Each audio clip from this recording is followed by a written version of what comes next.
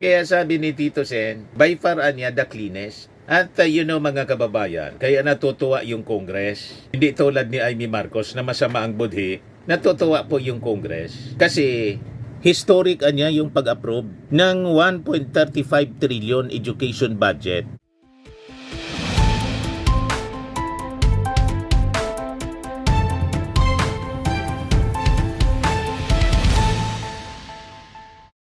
Hello po mga kababayan, si Dante Maravillas. Pag-usapan natin yung 2026 national budget na ang description mga kababayan ni Senate President Tito Soto. By far anya, I know the 2026 budget is the cleanest ever. But it seems the President wants it squeaky clean. Kaya naripaso pa rin mga kababayan ng mabuti ng ating Pangulong Bongbong Marcos. At may nasilip siyang 92 billion pesos na unprogrammed funds. Kaya binito niya mga kababayan. Pero si Amy Marcos, kinontra mga kababayan yung description ni Tito Sen. Ang tawag niya, yung 2026 budget niya, is sneakiest, not the cleanest ever. Nag-press release siya, giniling na niya yung budget, binaboy pa. Makita niya, Mr. Maravillas, ganyan si Amy Marcos. Masama kasi po ang budhi ni... Pag masama ang budhi po, wala kang marinig na mabuting... mabuting pananalita sa isang taong masama ang budhi. O di ba po? Biblical siya, mga kababayan. Saan ka nakakitang taong masama ang budhi? May sinasabing maganda? Nakita mo? Kasi po, si Amy Marcos, nawa ng mga Duterte na masama ang budhi. Awa-awa mga kababayan. Ano niya, Mr. Maravillas, ang patunay mo na pag masama ang budhi, masama yung mga sinasabi? Sa Bible po mismo. Yan o, Mateo 15, 19 hanggang 21, sapagkat sa puso nanggagaling ang masasamang kaisipan, pagpatay, pangangalunya, pakikiapid, pagnanakaw, pagiging saksi, para sa kasinungalingan. O dito po siya pagiging saksi para sa kasinungalingan at paninirang puri. Kaya mapanirang puri mga kababayan si Amy Marcos. Wala siyang pinaliligtas. Pati kapatid niya, sinisiraan niya si President Bongbong Marcos. Kasi nga masama ang kanyang budhi, masama ang kanyang puso. Mula sa kanyang masamang budhi, masamang puso, mga kababayan, kaya ang lumalabas sa kanyang bibig, masasama. Hindi magkakamali yung Bible. Tingnan ninyo yung mga DDS. Lahat masasama ang budhi. Ang maririnig mo pagmumura, pagsisinungaling, paninira sa ating Pangulong Bongbong Marcos. O di ba po? Si Sarah, masama ang budhi. Kaya sabi ni Amy Marcos mga kababayan sa 2026 national budget, yung 2026 budget, giniling at binaboy. Giniling na, binaboy pa. Ina-accuse niya mga kababayan. Yung mga mahalalagang proyekto niya, tinapyasan habang ang mga piling pondo, pinataba. Pag malalaki ang tipak, mahirap isilid, parang pork barrel. Yan yung press release niya. Sinupalpal siya ngayon, mga kababayan ng chairman na si Win Gatchalian. Yan yung akusasyon ni Amy Marcos. Kumbaga, yung pork tinadtad, pinatriparte at binaha bahagi. Pero kahit giniling pa yan, ang pork baboy pa rin. Kaya very fatty po ang budget natin. Sabi ni Win Gatchalian, tinanggal na natin yung overpricing sa DPWH. That's almost 20.5 billion pesos na tinanggal natin. Number 2, lahat ng projects mayroong station numbers and coordinates. Pangatlo, yung mga lump sum na infrastructure projects, lahat ngayon may line item na. Kaya sabi ni Tito Sen, by far anya the cleanest. At mga kababayan, kaya natutuwa yung Congress. Hindi tulad ni Amy Marcos na masama ang budhi, natutuwa po yung Congress. Kasi historic anya yung pag-approve ng 1.35 trillion education budget na this is anya long overdue investment para sa future ng ating bansa. Nakita na ninyo, mga kababayan, ang education tulad ng sinasaad sa ating konstitusyon na dapat siya yung may pinakang malaking budget. Talagang tinupad mga kababayan ng ating mga mambabatas sa pagbalangkas ng ating national budget. Sang-ayon po sa kagustuhan ng ating Pangulong Bongbong Marcos. Yan malinaw sa report ng Journal News Online, 1.35 trillion education budget. Kaya natuwa po yung mga members ng Congress na hindi tulad ni Amy Marcos, malinis ang budhi. Basahin ko sa inyo po ang sinasabi ng mga congressmen. Yan sabi rito. Lanao del Sur, 1st District Representative Sia Alonto Adjong, welcome the signing into law of the 2026 General Appropriations Act calling the 1.35 trillion allocation for education a decisive and long overdue commitment to rebuilding the country's classrooms and securing the nation's future. Si Adjong, na Vice Chairperson ng House Committee on Appropriations, nagsabi na ito ang record education budget, equivalent to 4.4% ng gross domestic product, marks a clear shift in national priorities. Nakita ninyo, kung ang isang opisyal po, malinis ang budhi, nakikita niya yung mga magaganda. Pero pag masama ang budhi tulad ni Amy Marcos, lahat masasama ang lumalabas sa bibig. Hindi niya makita yung maganda. Lahat lang pangit. Kaya pangit ang lumalabas sa kanyang bibig.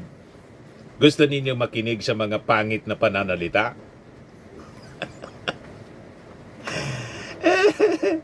Kaya sinupalpal siya ni Senator Gatchalian, mga kababayan. Kaya sabi dito, this is a clear, deliberate, and long overdue declaration that the future of the nation will be built in our classroom, sabi po ni Adjong. Kinongratulate niya yung ating Pangulong Bongbong, si Speaker Faustino Boji, si Majority Leader Ferdinand Alexander Marcos, House Appropriations Chair Micaela Angela Swansing, and members of the 20th Congress for what he described as a landmark measure that finally matches the scale of the education crisis with the scale of national ambition. O di ba nakakatuwa pag ang mga leader, mga kababayan natin may mabuting budhi, ang maririnig natin sa kanilang bibig magaganda para po sa pag-unlad ng ating bansa, lalo na sa sektor po ng edukasyon na dapat naman talaga po number one priority natin. Sasabi ni Adjong, among the major items na nandadyan niya itong 85.3 billion allocation to confront the country's estimated 165,000 classroom backlog, including 65 billion for nearly 25,000 new classrooms and 7.7 billion for repairs and rehabilitation. Ito yung mga hindi na ipagawa ni Sara. Busy siya sa paglunok kasi ng 125 million confidential fund. At si Sara, mga kababayan, kung ano-ano yung pinagagawa, imbes na ayusin yung mga classrooms, nasa tree planting yung trabaho ng DNR. Wala focus, mga kababayan, sa trabaho. Kaya walang achievement. Bagsak yung edukasyon. Pati yung mga pagkain, mga kababayan, na para sa mga mag-aral na bulok. Nakita ninyo? Pagkatapos gustong magpresidente.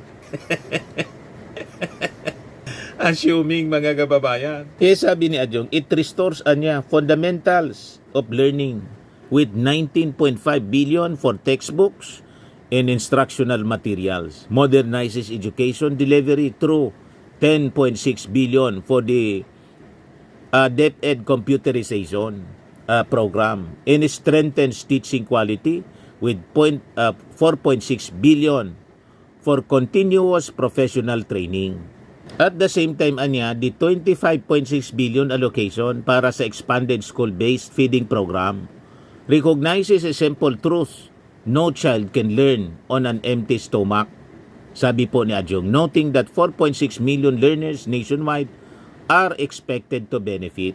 Hindi na mangyayari na mabulok pa yung mga pagkain para sa feeding program sa mga mag-aaral tulad na nangyari sa panahon ni Sara. Kasi nandyan si Education Secretary Sani Angara. Masipag po at matalino. Di ba po?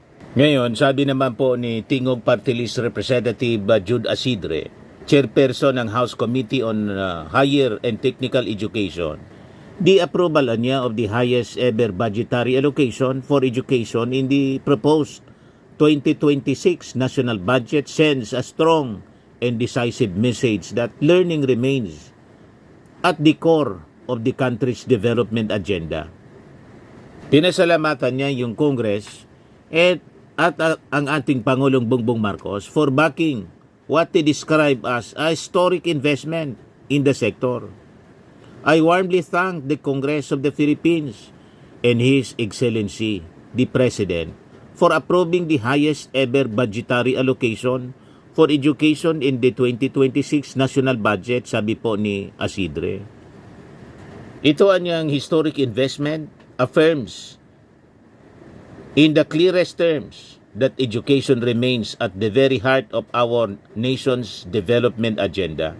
With more than 1 trillion pesos allocated to the education sector, the Philippines sends a strong and decisive message that the future of our people is built in classrooms, training centers, and laboratories, and learning communities across the country. Sabi po ni Tingog Party List Representative Jude Asidre. Ayan ang mga leader ng Kongreso, mga kababayan, na may mabuting puso, mabuting budhi. Nakikita nila yung magagandang ginagawa ng ating Pangulong Bongbong. Siya ay minakapatid. Kaya sabi ng ating Pangulo, that lady Anya, the woman that you see on TV is not my sister.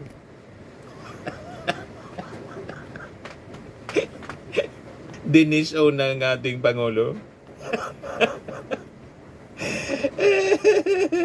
Nawa kasi po ng masamang ugali, masamang budhi ni Sara Duterte. Dikit ng dikit kasi sa mga Duterte. Yan tuloy. Ngayon, ang pinag-usapan ng mga kababayan na possible candidate for president, si Irene Marcos na.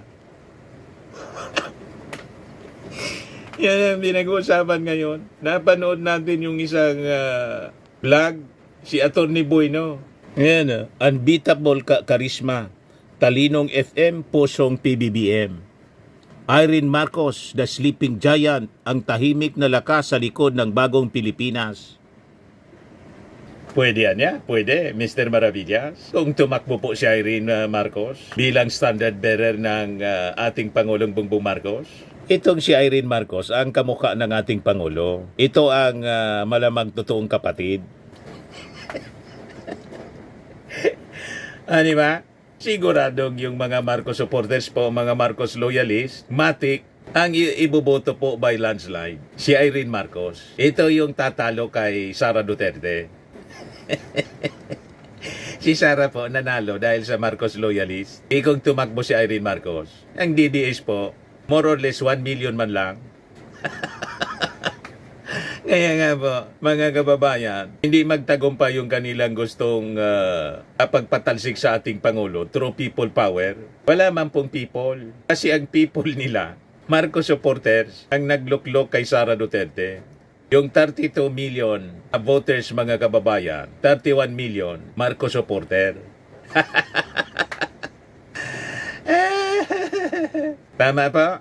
Anyway, bigla tayong napunta doon. So yun, mga kababayan, nakikita natin dito sa ating mga congressmen and senators allied with the president, mabuti kasi yung budhi, mabuti yung puso, tulad ni Tito Sen, kaya nakikita niya yung mabuti. Yung mga congressmen tulad ni siya Alonto Adjong at saka ni Jude Asidre ng Tigog Party List, nakikita nila yung mabubuting ginagawa ng ating Pangulo. And this time, natuwa sila kasi po, binigyan ng napakalaking budget po yung edukasyon, more than 1 trillion pesos. Yes, sabi po ni Asidre, as representative niya ng Tingog Party List and chairperson ng House Committee on Higher Education, Higher and Technical Education, I view this landmark allocation as a critical opportunity to deepen reforms in higher education and technical vocational training. It strengthens our capacity to improve access, enhance quality, modernize institutions, support faculty development, and ensure that our graduates are equipped with skills relevant to a fast-changing economy. Asidre stressed that the budget reflects what he called a productive partnership between the executive and the legislative branches, anchored on a shared view of education as a long-term investment. He added that the funding boost would give fresh momentum to efforts to expand scholarships, improve state universities and colleges, strengthen technical vocational education and training pathways, and better align learning outcomes with national and regional development goals. Di ba napakaganda? Yun ang hindi nakikita ni Amy Marcos. Lahat ng nakikita niya, masasama. Bakit masasama? Masama nga po kasi yung budhi niya. Kaya wala na siyang makitang maganda. For Tingog, as Asidre said, the budget reinforces its advocacy for what it calls caring governance, particularly for learners in communities that have long been undeserved. For Tingog Party List, sabi niya, this budget reinforces our long-standing advocacy for caring governance, bringing government closer to learners, families, and communities, especially those who have long been left behind. At the same time, Asidre vowed strict oversight to ensure the proper use of public funds. We will continue to exercise vigilant oversight to make sure that this historic fundings is spent wisely, transparently, and effectively. More importantly, we will work to ensure that this investment results in better learning outcomes, stronger institutions, and greater opportunities for every Filipino learners. Babantayan po yung paggastos ng pondo, hindi tulad ng paglunok ni Sara ng confidential funds. 11 days po, remate yung 125 million po. Tapos yung acknowledgement receipts, yung mga pangalan, puro Syria.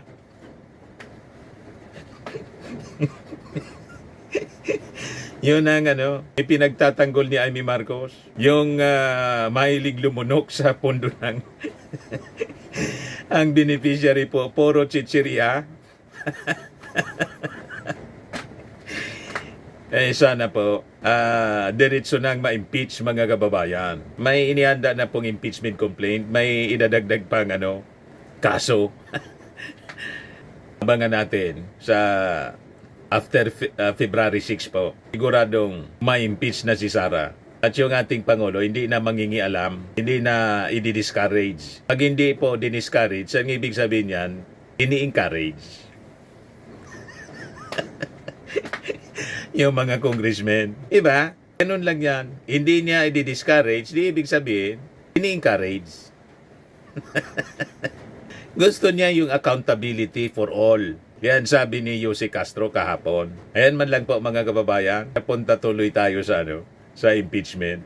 Ako po si Dante Maravilla. Lagi nating tatandaan sa buhay, you become what you believe. Bye-bye po. God bless.